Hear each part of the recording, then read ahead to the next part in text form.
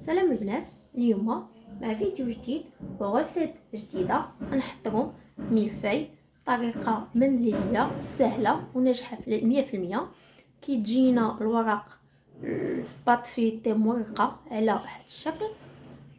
تبعوا معايا المراحل وغتكون عندكم ناجحة 100%. غنحتاجو 500 غرام ديال الدقيق الابيض. اللي ما عندوش الميزان هو 4 ديال كيسان العنبه ديال الدقيق الابيض. كنضيفوا عليه شويه ديال الملح،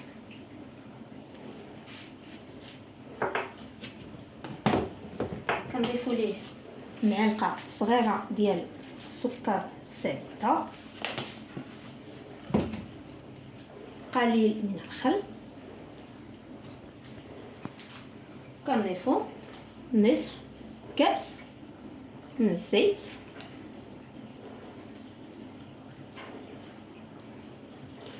وكنخلطوا المقادير كلها غير بالماء عادي ما يكونش دافي. كنعجنوا هاد المكونات كلها، نضيفوا الماء شويه بشويه باش ما يجيناش العجين خفيف بزاف. كنخدموا مزيان هاد العجين ديالنا.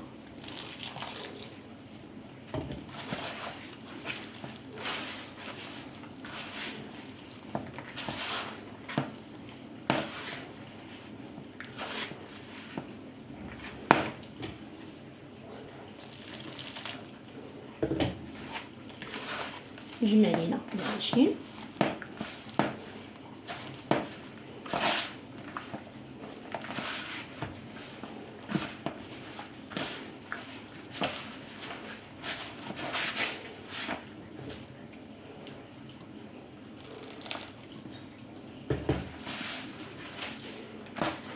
تنحاولوا نجمعوا العجين ديالنا حتى تيتجانس، ما نديروهاش خفيفه بزاف وما تكونش ثقيله بزاف. كلاحظتوا بدا تجمع ليا العجين ديالي. غنخدمها شويه حتى يتجانسوا لي المقادير كلها.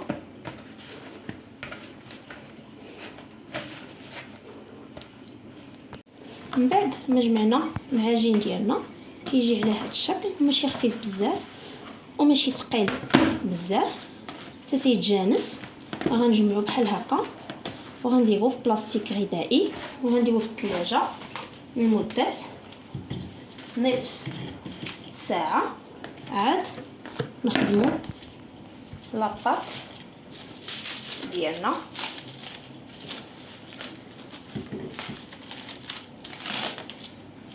نديروه على هذا الشكل ونتلاقاو من بعد ما يرتاح العجين ديالنا في الثلاجه.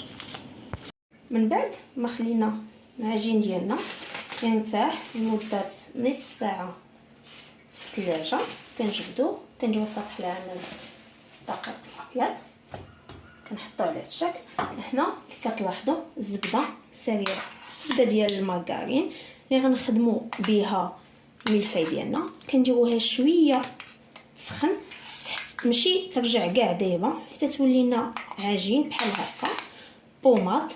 وكنحاولوا نطلقوها مزيان وما تكونش خاصها تكون سخونه باش كتسهل علينا العمليه. تجي على هذا الشكل. خليوها على جنب وغنطلقوا العجين ديالنا.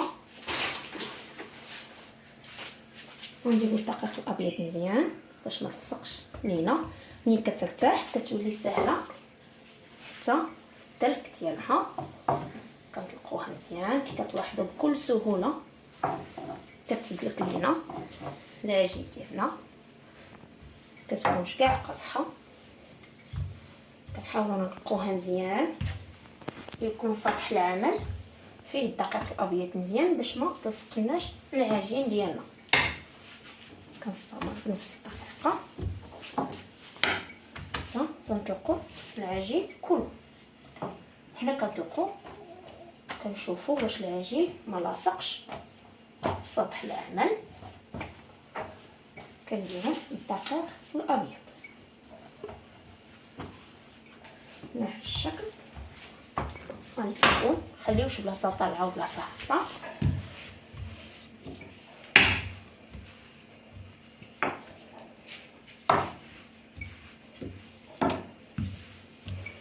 نستمر بهاد الطريقه حتى تندلكها كلها. جينا في سمك كتلاحظوا وجعت لنا سمك واحد، خاصها تكون دقيقه على هذا الشكل. كناخذ هاد الزبده ديالي اللي كتكون عجين، ما خصهاش تكون سخونه باش ما تخسرناش العجين، وكنحاولوا نطلقوها على العجين كامل بهاد الطريقه باش في التوريق كتجينا مزيانه.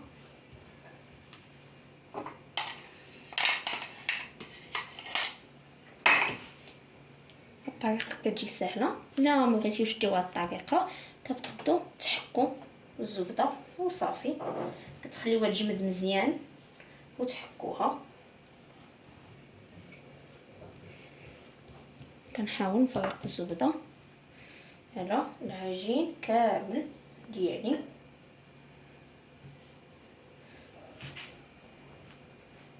بهاد الطريقه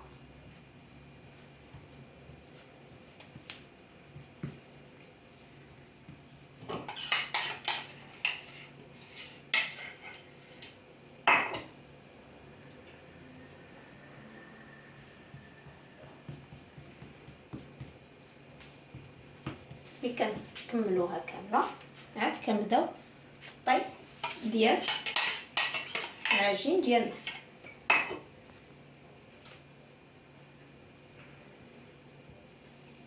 من بعد ما فرقنا الزبده على العجين كامل نبداو في الطي ديالها على هذا الشكل. نحاولوا نقادوها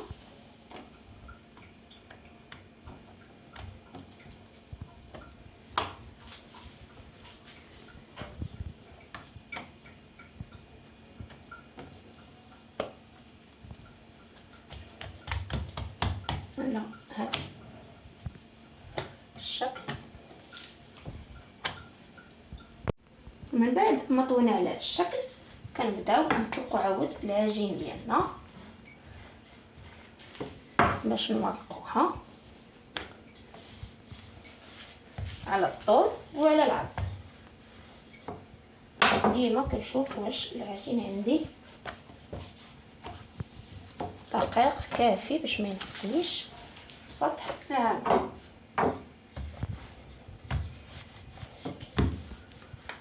كنطلقوها مزيان. شوفوا ما معذباش كاع عندي العجين حيت خليناه يرتاح. كنحاولوا نقادو وحنا كندلكو في العجين ديالنا.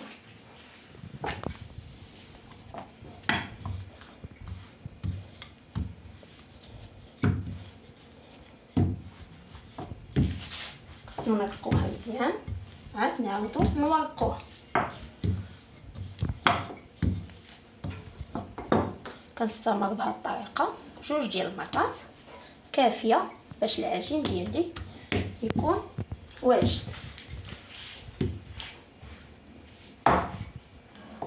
كتلاحظوا خصو يكون متساوي كامل باش تيسهل عليا حتى الخدمه في التوراق كيجي كله بحال بحال.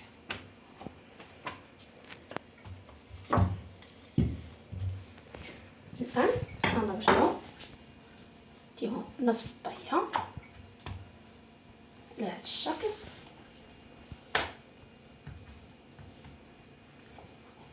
نحاولوا نقادوها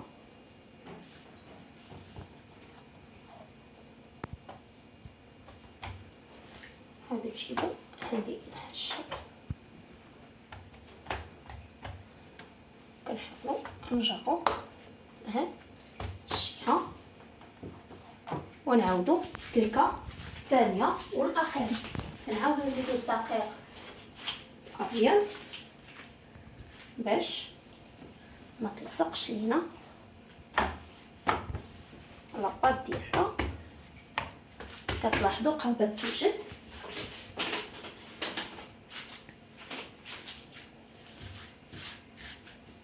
نحطوها على هذا الشكل باش تجينا مقاده، ونعاودو ندلكو العجين ديالنا وتكون هذه هي الاخيره. كتلاحظوا الان غادي نحاولوا نخليوها تجي مقاده.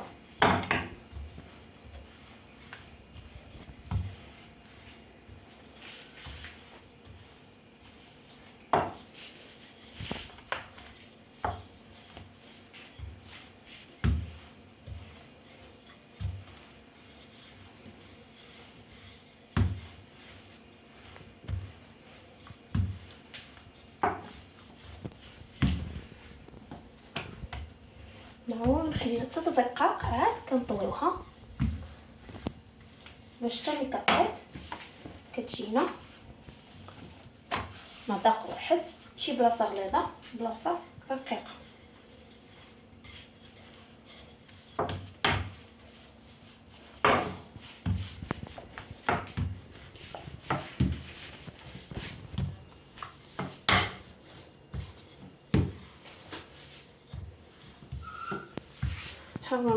حنا نقادوها حتى في الدرك ديالنا باش تجي قطور قد العرض.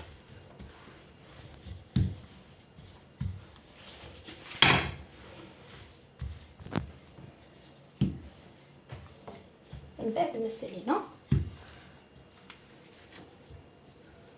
غنطويوها هي اخيره وغنخليوها ترتاح في الثلاجه لمده ساعه حتى لساعتين.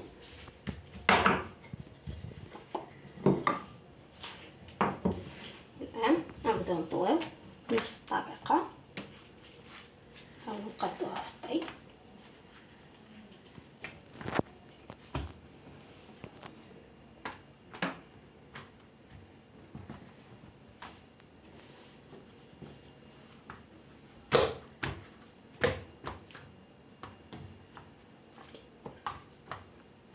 جهه خاصها تكون قد الجهه اخرى.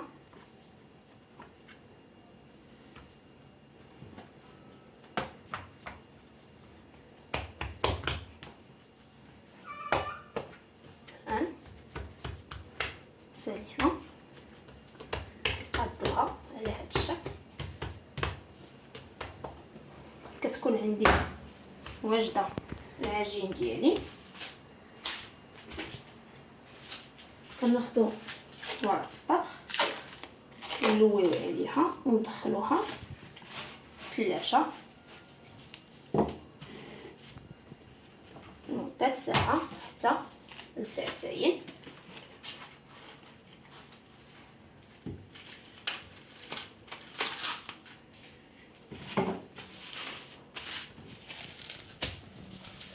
ونتلاقاو من بعد ما تبقى لنا في الثلاجه باش ندوزو للمرحله الاخيره.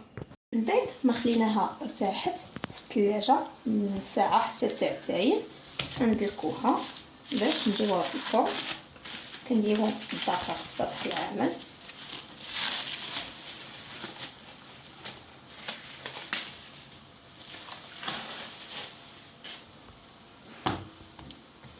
ونبداو ندلكو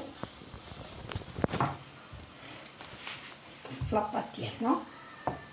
حنا كنحاولوا ندلكوها مقاده باش طيب لينا مقاده، نضيفو شويه دقيق ابيض من الفوق.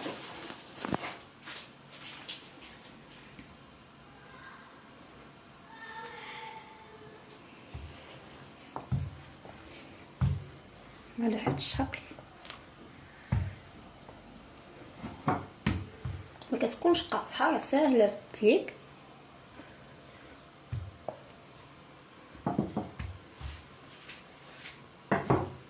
حنا دابا تندلكو، حنا كنشوفو واش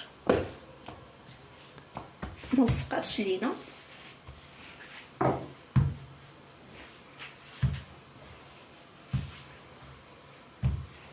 كناخدو لا فورم ديال اللاطه اللي دخلنا الفرن باش ما نبقاوش نقطعو في العجين ديالنا ونضيعو التوريق ديالو.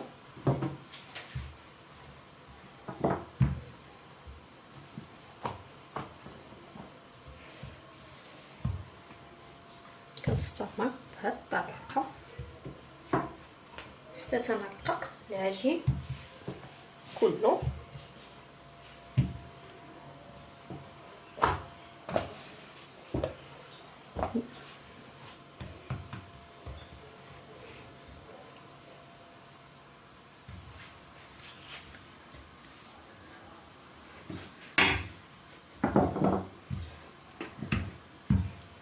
هادشينا مزيانه، خصنا نرقوها مزيان، نخليوهاش غليظه.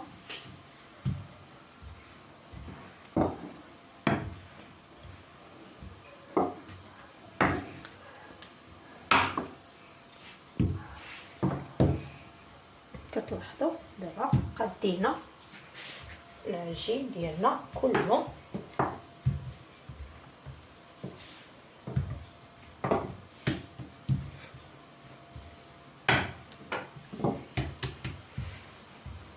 كنمشيو معاه كامله باش كتكون مقاده من الجوانب كلها.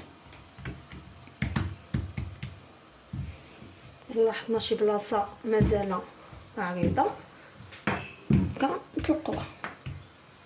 هنا كتلاحظوا السمك ديالها تقاد كامل. تركزوا حتى على الجنبات رقاق. غناخذوا الطابه اللي غتدخل الفران وغنديرو بابي كويسون وغنشوفوا العبار اللي غيدخلنا فيه. دونك هذه غنقسموها على هذا الشكل.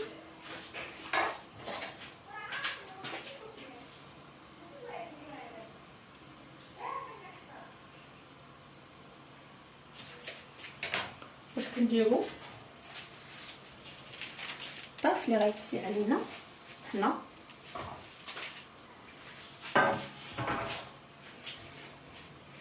نحيدو هاد القنص اللي بقى لنا زايد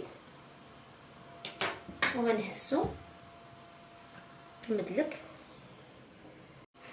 غنحط العجين ديالي قادو فوق بابي كويسون. هنا كي كتلاحظوا بقى عندي العجين شايط باش ما نضيعوش، بقى داك الجزء يطيب. نحاول نخليها طويله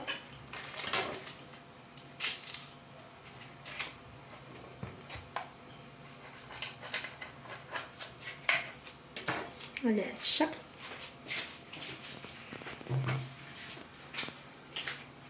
من بعد نحاول نقادها وغادي ناخذ فرشاه وغادي نصوبها كامله بالفرشاه باش ما تنفخليش في الفرن. نستمر بهذه الطريقه حتى تنكمل لاباط ديالي كامل. اهم حاجه في الفرن ما نديروش الفرن مجهد بزاف باش ما تخطفش لينا ويجينا داخل معجن. كطيب بشويه عليها كيطيب لتحت هو الاول، عاد كنطيبو الوجه ديال لاباط ديالنا. نحاولوا نخدموها كامله باش تكون معنا لاباط ناجحه 100%.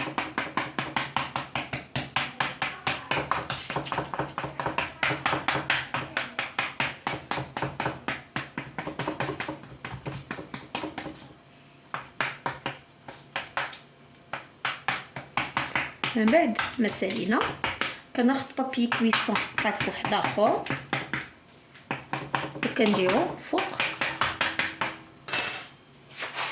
العجين بحال هكا. كناخذوا طاوه وحده اخرى وكنتقلوا بها العجين ديالنا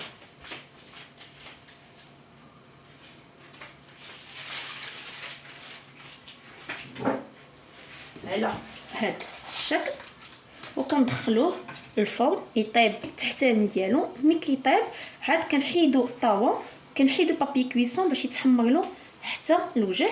غنستمروا بنفس الطريقه في العجين كامل، ومن بعد نتلاقاو ملي يطيب لنا العجين ديالنا ولا لاباط فيتي ديالنا. وبالنسبه للا كريم باتيسير كناخذوا نصف لتر من الحليب. عندي هنا طيف ديال الزبده اللي يكون صغير، 3 المعالق كبار ديال سكر سنيده، وغنحتاجو 3 المعالق كبار ديال لا كريم باتيسير. اللي ما متوفرش عنده لا كريم باتيسير يقدر يدير النشا، 3 المعالق كبار ديال النشا مع بيضه. اللي عنده لا كريم باتيسير يحتفظ هي بلا كريم باتيسير. دونك غناخذو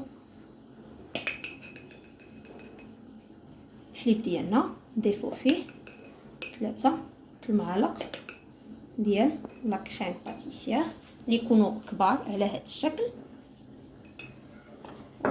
وغنضيفو 3 المعالق ديال سكر سنيده. بالنسبه للزبده ما كنضيفوهاش حتى تتعقد لينا. هاد المقادير كلها كنديروها على النار وكنبقاو نحركو حتى تتجمع لينا لا كريم ديالنا. كتلاحظوا بدات تعقد لينا لا كريم باتيسير ديالنا تتوصل لهاد التكستور. من بعد كنحسوا بها الجلسات كنطفيو على البوطون، وعاد كنضيفوا الزبده ديالنا ونخلط مزيان. كنحس بها دابت والبوطه دافيه مزيان. لا كريم باتيسير هذا وجدات لي لا كريم باتيسير كنغطيوها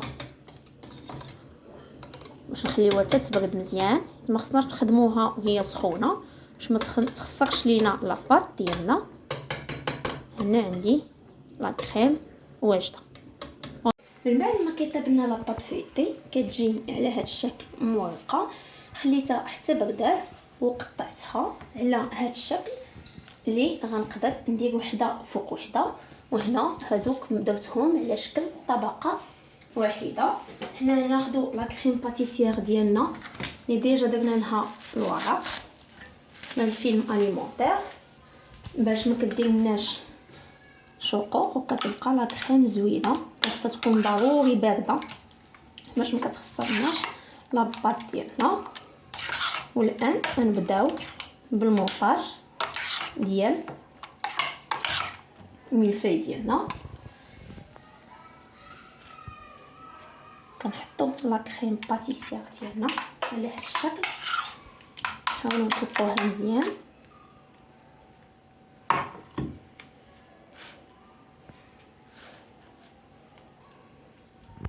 قسموا لا كريم على جوج، تيكونوا عندي جوج طبقات لا كريم باتيسير وثلاثه طبقات ديال لاباط فيتي. ونحطوها نحاولوا نحطوها متساويه على هذا الشكل. نقادوها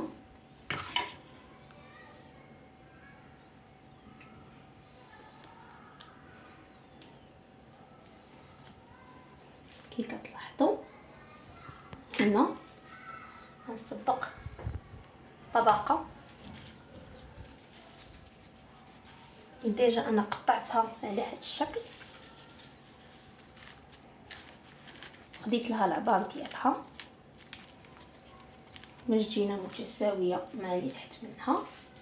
وغنزيدو لا كريم باتيسير اللي بقات لنا كامله على السطح.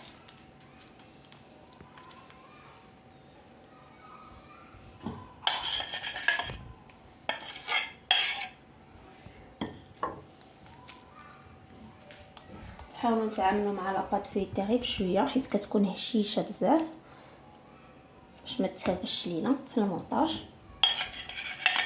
خاص تكون لاباط بارده ولا كريم حتى هي بارده.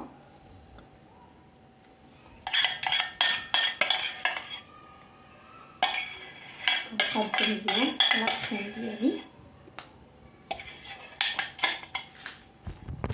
من بعد كنضيف طبقه اخيره ديال لاباط في يدي ديالنا.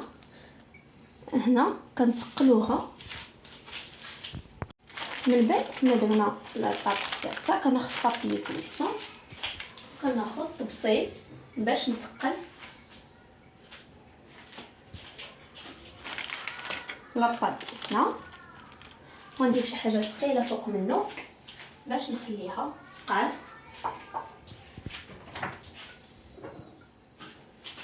غنتقلو بها لاباط ديالنا وندخلوها للثلاجه حتى تتبرد على ما نوجدوا الكلاصاج ديال الملفاي ديالنا. بالنسبه للكلاصاج كناخذوا بيضه، كنحيدوا منها الصفار نخليو هي بيض بيضه. كناخذوا باتور ولا هذا ديال الميكسور ديالنا افي باتور، وكنبداو نطلعوها. وكنحتاجوا سكر كلاصي.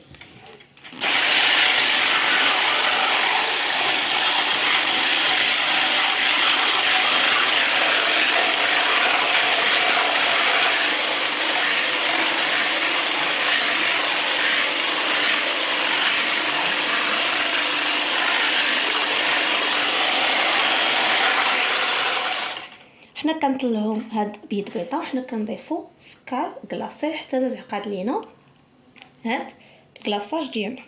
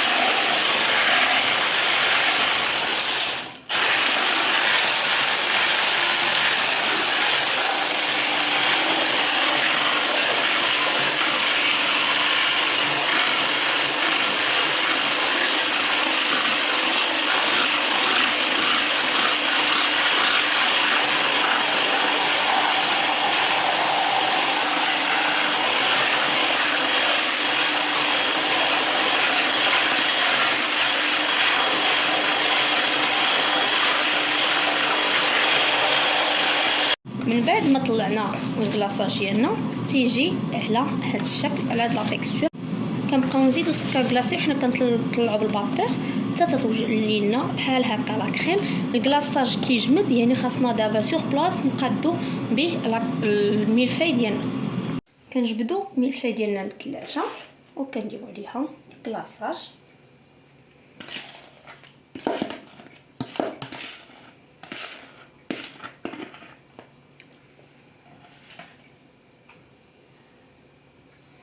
نديرو الطبقه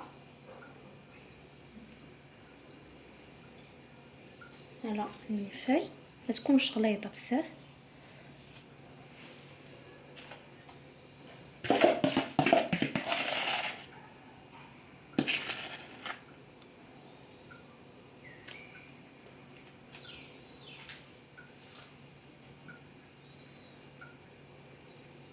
حاولوا نمشيو باتجاه واحد باش ديك القشره د الملفاي ما تطلعش.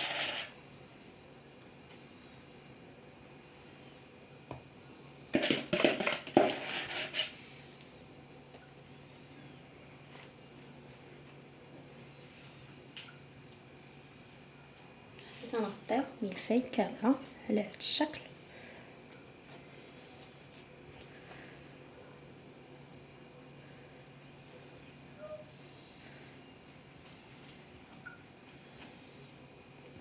من بعد ما قدينا الكلاصاج في الملفاي ديالنا كناخذ ان كورني هي ديال البابي كويسون، كندير فيه الشوكولا مذوبه، وموراها كنبداو نزوقو الملفاي ديالنا على هذا الشكل.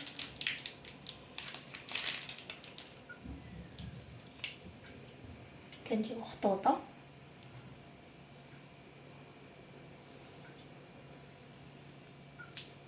من بعد ما درنا خطوطه ديالنا كنبداو نشكلو على هذا الشكل.